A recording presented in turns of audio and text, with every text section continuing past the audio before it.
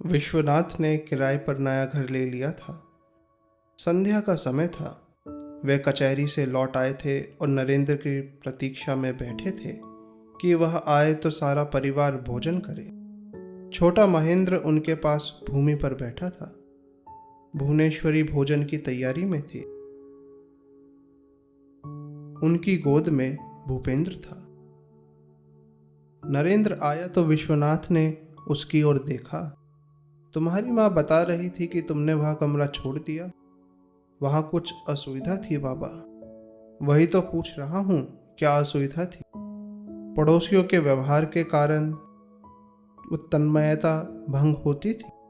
आप चिंतित ना हो, मैं नानी के घर पर मजे में हूं। जानता हूं विश्वनाथ रुके, पर तुम्हें नानी के घर ही बसना होता तो अलग से तुम्हारे लिए कमरा क्यों लेता?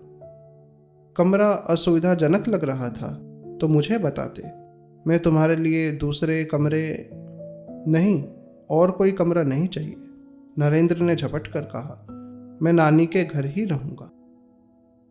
वहां रहोगे तो वे चाहेंगे कि तुम भोजन भी वहीं करो। उन्हें असुविधा होगी, स्वयं तो वे कुछ खाती नहीं। अब तुम्हारे लिए इस अवस्था में रसोई में चढ़ेंगी? नहीं, भोजन यहीं करूंगा। मैं नानी को मना लूंगा। पर एक पृथक कमरे में तुम्हें क्या आपत्ति है बाबा? किसी भी कमरे में पड़ोसियों के कारण असुविधा हो सकती है। समाज में रहोगे तो पड़ोसियों की थोड़ी बहुत असुविधा तो रहेगी ही। तुम्हारे कारण किसी को असुविधा नहीं होती क्या? दिन भर बाजा लिए बैठे रहते हो। नरेंद्र कुछ बोला नहीं, चुपचाप कमरे में निकल गया। विश्वनाथ उस द्वार की ओर देखते रह गए। नरेंद्र का स्वर सुनाई दिया, माँ भात दो, भूख लगी है। विश्वनाथ ने जैसे हताश होकर कहा, यह लड़का। विश्वनाथ आंगन के एक कोने में स्नान कर रहे थे। नरेंद्र स्नान और ध्यान कर कुर्ते के बटन बंद करता हुआ भोजन के लिए आ गया। वह रसोई के भीतर द्वार के निकट ही आसन बिछाकर बैठ गया। माँ भात दो। भुवनेश्वरी छत पर कपड़े सुखा रही थी। वहीं से झांक कर देखा, पिता अभी नहा रहे थे और पुत्र भोजन मांग रहा था। भुवनेश्वरी को नरेंद्र का इस प्रकार जल्दी मचाना अच्छा नहीं लगता। बाबा को नहा तो लेने दे, मुझे बहुत जल्दी है माँ, बाहर जाना है। तुझे तो सदा ही ताड़ाताड़ी मची रहती है। उन्होंने किरण को संकेत किया, थाली परोस दे किरण। किरण ने नरेंद्र के सम्मुख पहले पानी का गिलास रखा, फिर थाली। बड़े पतीले में से भात परोसा, छोटे बर्तनों में से 2 सूखी सब्जियां परोसी और उसके ऊपर मछली का रस डाल दिया। नरेंद्र का ध्यान उसकी ओर नहीं था। वह अपने हाथों से जैसे कुर्ते के बटन और आस्तीन इत्यादि ठीक कर रहा था और मुंह में किसी मंत्र का जाप चल रहा था। नरेंद्र ने बेध्यानी से ही भात में शाक और रसा मिलाया और एक बड़ा सा कोर मुंह में डाल दिया। थोड़ा चबाया और निगलने से ठीक पहले ही रुक गया। प्रश्न भरी दृष्टि से किरण की ओर देखा और फिर वही दृष्टि छत से उतरकर निकट आई गई भुवनेश्वरी पर भी डाली। सहसा वह उठकर रसोई से बाहर आ गया, मुंह का कोर नाली में थूक दिया और पानी लेकर कुल्ला करने लगा। कंकड़ आ गया क्या? कहा भी था किरण से कि उबालने से पहले चावल की थाली मुझे दिखा दे, पर सब अपनी ही मनमानी करते हैं, भुवनेश्वरी ने खेद जताया। नरेंद्र लौट आया, गिलास फर्श पर रखा, किंतु स्वयं आसन पर नहीं बैठा। तुम्हें मालूम नहीं कि मैं केवल निरामिष भोजन करता हूँ? किरण नटखट सी मुद्रा में मुस्कुराई। जिस बात को सारा मोहल्ला जानता है उसे मैं कैसे नहीं जानूंगी? नरेंद्र ने हल्के आवेश के साथ कहा, तो फिर मछली क्यों परोसी? कब परोसी मछली? नरेंद्र ने थाली की ओर संकेत किया, यह निरामिष है। और क्या? मछली निकाल कर उसका झोल मुझे दे दिया तो वह निरामिष हो गया? किरण कुछ नहीं बोली। भुवनेश्वरी अपने स्थान पर ठगी सी बैठी रह गई। तू बीले को दाल भात ही दे देती। विश्वनाथ लोटा भर पानी सिर पर डालने ही वाले थे, उनका हाथ रुक गया। वे बिना किसी को संबोधित किए हुए जैसे अपना आवेश प्रकट करने को बोले, इसकी 14 पीढ़ियों ने मछलियां और कछुए खाकर जीवन व्यतीत किया है। अब यह ब्रह्म दैत्य बन गया है और मछली नहीं खाता। बंगाल में रहेगा और मछली नहीं खाएगा तो क्या खाएगा? घोड़ा और डिम। नरेंद्र ने अपने पिता की ओर देखा भर और बिना उत्तर दिए घर से बाहर निकल गया। भुवनेश्वरी उसे जाते देखते हुए रह गई। यह तुमने क्या किया? क्या कर दिया मैंने? विश्वनाथ ने पूछा। नरेंद्र को डांट दिया। अब वह बच्चा नहीं है कि तुम्हारी डांट चुपचाप सह जाए। बच्चा होता तो गोद में बिठाकर मछली ही नहीं रोगन जोश भी खिलाता। पलटकर उत्तर नहीं देता तो क्या, खाना छोड़ गया। अब सारा दिन भूखे पेट बाहर की गलियां नापता फिरेगा। और तुम भी सुन लो, मुझे उसके ये रंग ढंग पसंद नहीं है। मांस मछली नहीं खाएगा, विवाह नहीं करेगा तो क्या करेगा? अपने दादू के समान भगवा धारण कर काशीवास करेगा। तो तुम उसे ब्रह्म समाज की सभाओं में सम्मिलित होने से रोक क्यों नहीं देते? वह शाकाहारी भोजन करता है, भूमि पर कंबल बिछाकर सोता है। भुवनेश्वरी का स्वर तीखा था। ब्रह्म समाज से मेरा कोई विरोध नहीं है, पर लोग मुख से कहते भर हैं, यह तो उन पर आचरण करने लगता है। जब इतना कुछ जानते हो तो फिर उसे डांटते क्यों हो? भावुकता के कारण विश्वनाथ का स्वर रुंध गया। पिता हूं उसका, उसकी चिंता है। भुवनेश्वरी अपने पति को देखती रह गई। घर लौटते हुए मार्ग में नरेंद्र की रामचंद्र दत्त से भेंट हो गई। अरे नरेन, कहाँ से? ब्रह्म समाज की सभा में गया था दादा। समाज सुधार हो रहा है। समाज सुधार का काम उपहास योग्य तो नहीं है दादा। नहीं, मैंने ऐसा कब कहा? तो फिर इस प्रकार क्यों पूछ रहे हैं? ब्रह्म समाज धर्म की बात भी करता है और समाज सुधार की भी। धर्म दृष्टि तो अपने आप में ही ईश्वर की सारी सृष्टि के प्रति इतने सदैव हो उठती है कि समाज सुधार का उसमें अवकाश ही नहीं रह जाता। व्यक्ति को अपने इतने दोष दिखाई देने लगते हैं कि उन्हें सुधारने में ही जीवन व्यतीत हो जाता है। दूसरों से लड़ने के स्थान पर अपने आप में ही महासमर चलता रहता है। ईश्वर को पाने का लक्ष्य त्याग सामाजिक विधि विधान को आड़ा तिरछा करने का काम धर्म लाभ के आकांक्षियों के लिए कोई बहुत उपयुक्त लक्ष्य तो नहीं है। पर मैं तो ईश्वर को ही खोज रहा हूं दादा। ब्रह्म समाज में? वे रुककर खड़े हो गए। घर की ओर चल रहे हो? हाँ, आप किधर जा रहे हैं? चलो, मैं भी घर ही जा रहा हूं। वे चल पड़े। तुम्हारा विवाह हो रहा है? नरेंद्र ने चौंक कर उन्हें कुछ विचित्र दृष्टि से देखा।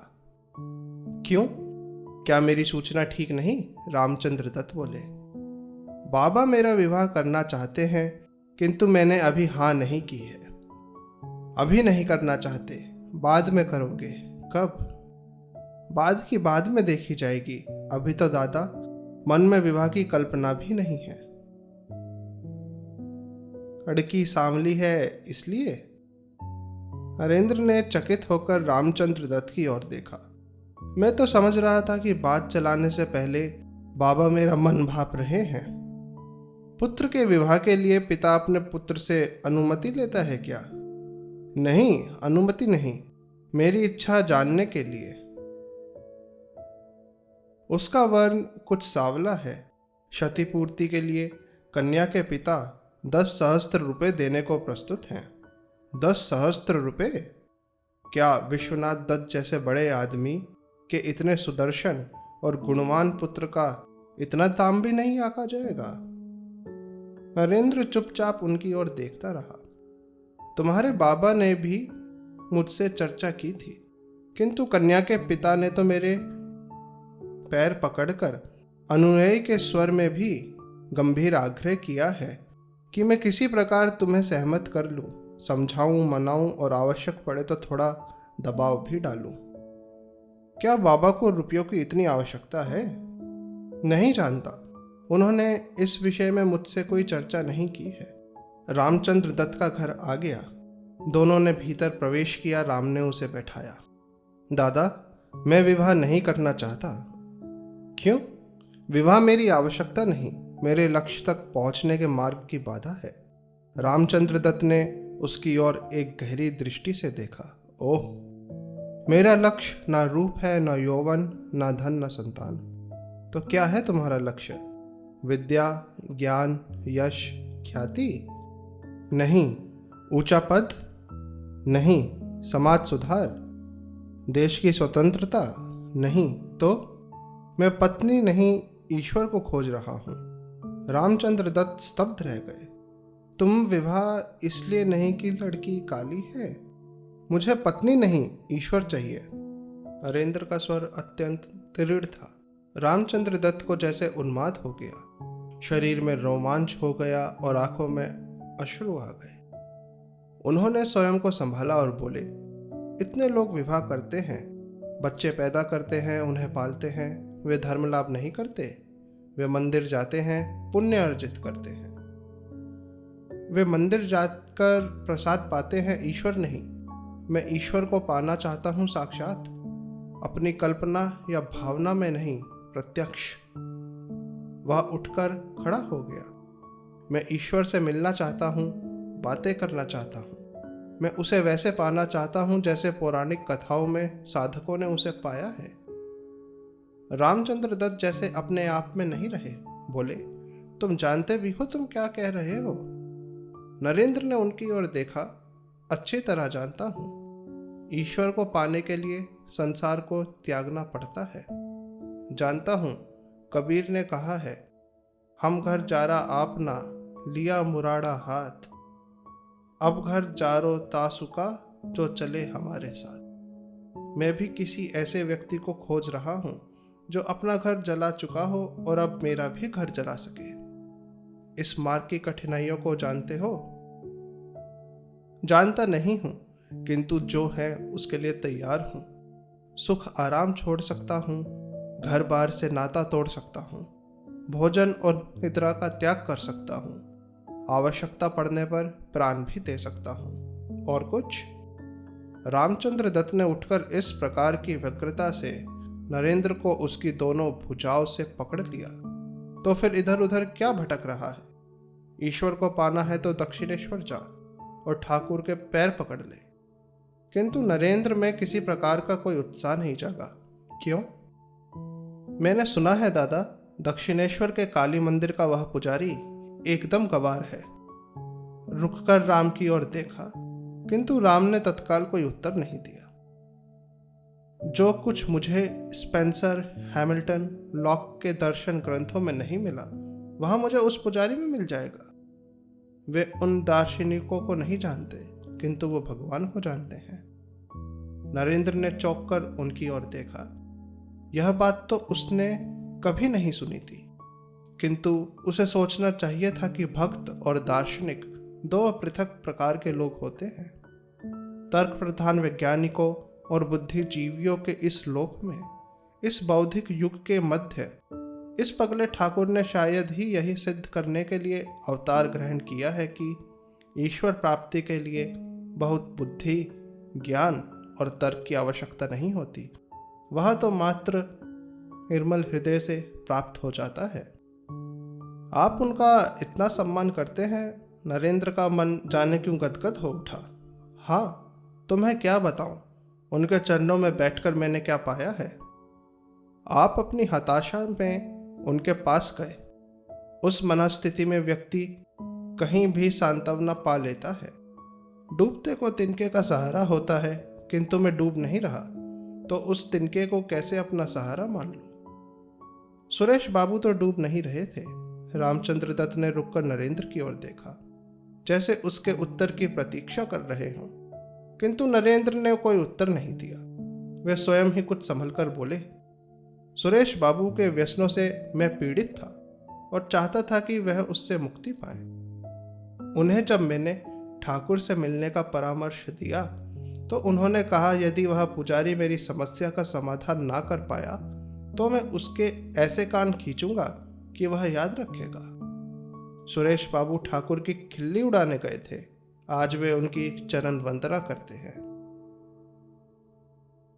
आप कहते हैं तो चला जाऊंगा, किंतु यदि उसने रसगुल्लों से मेरा उचित सत्कार नहीं किया तो मैं उस गवार को ऐसा पाठ पढ़ाऊंगा कि वह याद रखेगा, नरेंद्र ने कहा। ठीक है, जो मन में आए करना। कब चलोगे? सोचकर बताऊंगा, किंतु बाबा को समझा दें कि नारी जाति मेरे लिए केवल मातृ जाति है। मैं नारी को और किसी दृष्टि से देख ही नहीं सकता। सुरेश बाबू कार्यालय से लौटकर अभी अपनी छतरी, झोला, कागज इत्यादि यथास्थान रख ही रहे थे कि नरेंद्र आ गया। सुरेश प्रसन्न हो गए। कैसे हो नरेंद्र? ठाकुर तुम्हारे गाने की बड़ी प्रशंसा कर रहे थे। स्मरण है ना, उन्होंने तुम्हें दक्षिणेश्वर आने के लिए कहा था। याद है, रामदादा भी मुझे वहां जाने के लिए कह रहे थे। पर क्या? जाने का कोई लाभ भी है? जो ठाकुर के निकट जाता है वह तत्काल लाभ का अनुभव करता है।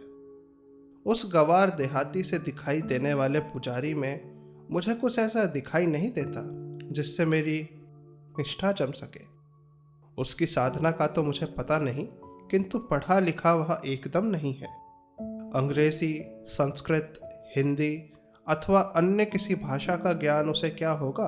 वह तो किसी पढ़े लिखे बंगाली के समान बांग्ला भी नहीं बोल सकता। देहाती स्त्री पुरुषों के समान बांग्ला बोलता है, और वह भी हकलाकर। फिर भी एक बार चलो, मुझे ही देखो। आप? हाँ ठीक है, किंतु प्रत्येक व्यक्ति की प्रकृति भिन्न होती है, पृष्ठभूमि भिन्न होती है। मैं विश्वविद्यालय की आधुनिक शिक्षा प्राप्त कर रहा हूँ। मेरे मन की संरचना अन्य प्रकार की है। वे पुराने परिपाटी के व्यक्ति हैं। मेरी आस्था निराकार ईश्वर में है और वे काली मंदिर के पुजारी हैं। मुझे इन बातों का बहुत क्या नहीं है, मैं तो एक ही बात जानता हूँ, और वह भी मैंने ठाकुर से ही सीखी है। क्या? तुम ईश्वर के किस रूप में आस्था रखते हो यह महत्वपूर्ण नहीं। महत्वपूर्ण यह है कि तुम ईश्वर को अपने कितना निकट अनुभव करते हो। तुम उसके अस्तित्व को कितनी तीव्रता से अनुभव करते हो। ठाकुर के निकट जाते ही अपने चरणों और जीवांत ईश्वर का आभास होने लगता है। सुरेश बाबू बोले। ईश्वर का आभास? नरेंद्र को रोमांच हो आया। मैं रूप, गुण, आकार के विषय में कुछ नहीं जानता, किंतु एक अत्यंत सूक्ष्म, अतीन्द्रिय, सात्विक अनुभूति होती है। मैं उसे ही ईश्वर का आभास कहता हूँ। यह सब आपके उस पुजारी का सम्मोहन तो नहीं? तुम्हारे जैसे दृढ़ संकल्प नवयुवक को कोई सम्मोहित नहीं कर पाएगा। तुम इसे मेरा निमंत्रण मानकर एक बार मेरे साथ दक्षिणेश्वर चलो। इस रविवार को चलो, मेरी बग्गी जाएगी ही। अच्छा चलूंगा, किंतु एक बात कह देता हूँ, ना तो मैं आपके समान उनको अपना गुरु समझूंगा और ना ही उनके कहने पर ब्रह्म समाज छोड़ूंगा। सुरेश बाबू कुछ बोले नहीं, जोर से हंसे। सुरेंद्रनाथ मित्र की बग्घी दक्षिणेश्वर पहुंची। बग्घी में से नरेंद्र और उसके 3 मित्र प्रियनाथ, मोती और दाशरथी सान्याल उतरे।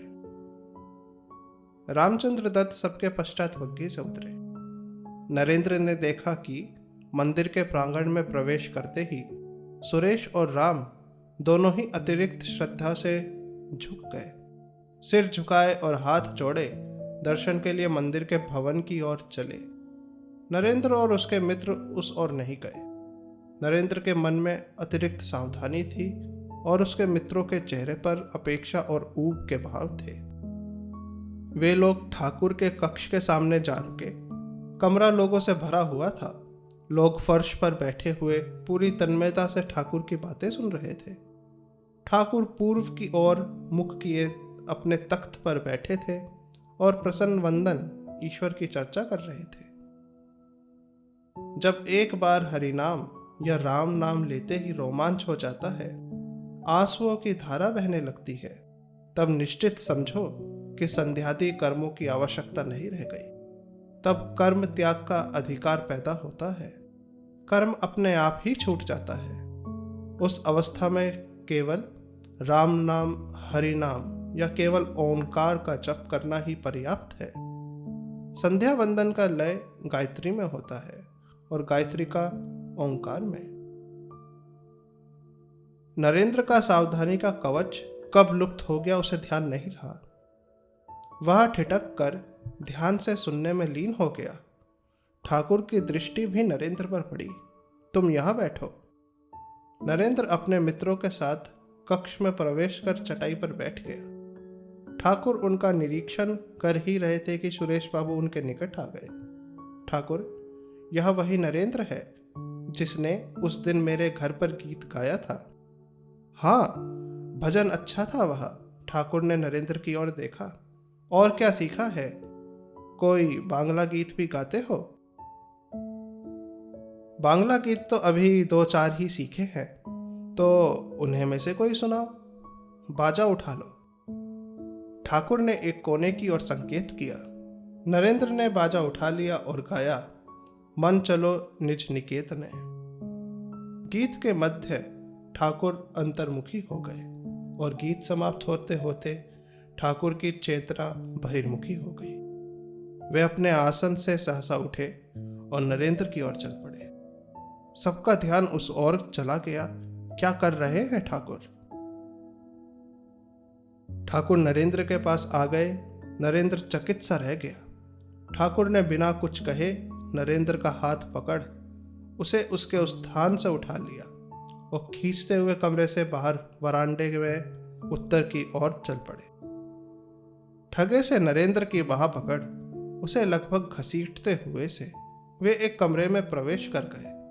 उसकी बाह छोड़कर कमरे के कपाट का सांकल चढ़ा दिया ताकि कोई बाहर से भीतर ना आ सके। वह नरेंद्र की ओर पलटे। उनकी आंखों में से आनंद के अश्रुओं की धारा बहने लगी थी। वे किसी अत्यंत घनिष्ठ व्यक्ति के समान उपालंब भरे स्वर में बोले, तू इतने दिनों पश्चात आया। मैं किसी प्रकार तेरी प्रतीक्षा करता रहा, तू सोच भी नहीं सकता। नरेंद्र भौचक्का सा उनकी ओर देखता रह गया। जाने वे क्या कह रहे थे। विषय मनुष्यों की व्यर्थ की बकवाद सुनते सुनते मेरे कान जले जा रहे थे और अपने मन की बात किसी से ना कह सकने के कारण मेरा पेट फूलता जा रहा है, ठाकुर कह रहे थे। अवाक नरेंद्र चकित दृष्टि से उन्हें देखता रहा। ठाकुर जैसे रो ही पड़े और अगले ही क्षण वे नरेंद्र के सम्मुख हाथ जोड़कर खड़े हो गए। मैं जानता हूं प्रभु, आप वही पुरातन ऋषि रूपी नारायण हैं। जीव का इस दुर्गति के उद्धार करने के लिए आपने पुनः संसार में अवतार लिया है। नरेंद्र स्तब्ध ही रह गया, जाने यह क्या कह रहे हैं। और ठाकुर ने कहा, ठहरो, यही मेरी प्रतीक्षा करना, कहीं जाना नहीं। ठाकुर ने कपाट खोले और वेग से बाहर चले गए। नरेंद्र ने चैन की सांस ली। किस पागल खाने में फंस गया है वह। उसने विचित्र सी शक्लें बनाई, किंतु ना तो बाहर निकलने का कोई प्रयत्न किया और ना ही उस विषय में कुछ सोचा। उसका मन विनोदपूर्ण चंचल बालक के समान जैसे अपने आप से बातें कर रहा था। मैं किसके दर्शन करने चला गया? यह तो सर्वथा उन्मत्त व्यक्ति है, पगला। मैं विश्वनाथ दत्त का पुत्र नरेंद्रनाथ दत्त हूँ और ये मुझे इस प्रकार वार्तालाप कर रहे हैं जैसे मैं अभी अभी आकाश से उतरा कोई देवता हूँ। ठाकुर लौट आए। उनके हाथों में मक्खन, मिश्री और तथा मिठाई थी। वे अपने हाथ से स्वयं ही आतुरता पूर्वक नरेंद्र को मिठाई खिलाने की चेष्टा करने लगे। खाओ।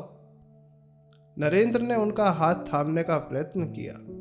आप मिठाई मुझे दे दीजिए, मैं अपने मित्रों के साथ बांटकर खाऊंगा। इस प्रकार उनसे छिपकर एकांत में खाना शोभनीय नहीं है। वे लोग भी खाएंगे, पहले तुम तो खा लो। ठाकुर ने हाथ बढ़ाया, किंतु नरेंद्र ने तत्काल मुंह नहीं खोला। थोड़ा मक्खन उसके मुख पर लिपट गया। बाध्य होकर उसने मुंह खोल ही दिया। ठाकुर खिलाते रहे और उनके आग्रह के सम्मुख सर्वथा असहाय होकर नरेंद्र खाता रहा। बोल, तू शीघ्र एक दिन मेरे पास आएगा, अकेला आएगा ना? बोल, ठाकुर ने कहा। आऊंगा, शीघ्र आना, अधिक विलंब मत करना और अकेले आना। नरेंद्र ने स्वीकृति में सिर हिला दिया। ठाकुर ने कमरे के कपाट खोल दिए और बाहर आ गए। नरेंद्र भी उनके पीछे पीछे बाहर निकला। वे दोनों लौटकर अपने अपने स्थान पर इस प्रकार सहज भाव से बैठ गए जैसे विशेष कुछ घटित ही न हुआ हो। देखो तुम लोग, नरेंद्र सरस्वती के प्रकाश से किस प्रकार दीप्तिमान है, सहसा ठाकुर ने बोला। लोग चकित होकर नरेंद्र की ओर देख रहे थे। उसके मित्रों के चेहरे पर उपहास का भाव था। रामचंद्र दत्त तथा सुरेश बाबू प्रसन्न थे। नरेंद्र ने एक बार चकित होकर ठाकुर की ओर देखा और संकोच में सिर झुका लिया। रात को निद्रा से पूर्व क्या तुम्हें कोई प्रकाश दिखाई देता है? ठाकुर ने नरेंद्र से पूछा। जी हाँ, नरेंद्र ने कुछ विस्मित होकर पूछा। क्या अन्य लोगों को दिखाई नहीं देता? ठाकुर ने उसके प्रश्न का कोई उत्तर नहीं दिया, जैसे अपने आप से ही बोले, सब कुछ सिद्धांत अनुकूल है। उन्होंने दृष्टि उठाकर उपस्थित लोगों की ओर देखा। देखो, यह लड़का जन्म से ही ध्यान सिद्ध है। तुम लोगों को जैसा देख रहा है, तुम लोगों से बातचीत कर रहा हूं, वैसे ही ईश्वर को भी देखा जाता है और उससे बात भी की जा सकती है। उनका स्वर अवसाद में डूब गया। किंतु वैसा चाहता कौन है? लोग स्त्री पुत्र के शोक में घड़ों आंसू बहाते हैं, विषय और धन के लिए तरसते हैं, किंतु ईश्वर के दर्शन नहीं हुए कहकर कौन रोता है? नरेंद्र ने मुग्ध भाव से उनकी ओर देखा। ईश्वर को मैं नहीं पा सका, यह सोचकर कोई व्याकुल होकर उन्हें पुकारता है तो वे अवश्य ही उसे दर्शन देते हैं। नरेंद्र तन्मय होकर उनकी ओर देख रहा था, किंतु मात्र देखने से उसे संतोष नहीं हो रहा था। वह अनायास ही उनकी ओर सरकने लगा। तब तक सरकता ही रहा जब तक उनके एकदम निकट नहीं पहुंच गया। ठाकुर के एकदम सम्मुख पहुंच अपनी गर्दन उठा उसने उनकी आंखों में आंखें डाल दी। आपने स्वयं ईश्वर के दर्शन किए हैं? ठाकुर अबोध बालक के समान हंसे और निर्दोष हंसी। हाँ, मैं उन्हें वैसे ही देखता हूं जैसे तुम्हें देख रहा हूं। नरेंद्र स्तब्ध रह गया। ऐसे उत्तर की उसे तनिक भी अपेक्षा नहीं थी। ऐसा उत्तर तो आज तक किसी ने उसे नहीं दिया। कैसा विश्वास और कैसी दृढ़ता, कैसा सत्य! उसको अगला प्रश्न ही नहीं सूझा। वह उठकर खड़ा हो गया। बुरी तरह ऊब चुके उसके मित्र भी अपने स्थान पर उठ खड़े हुए। वे लोग बिना कुछ कहे हुए हाथ जोड़कर बाहर निकल आए।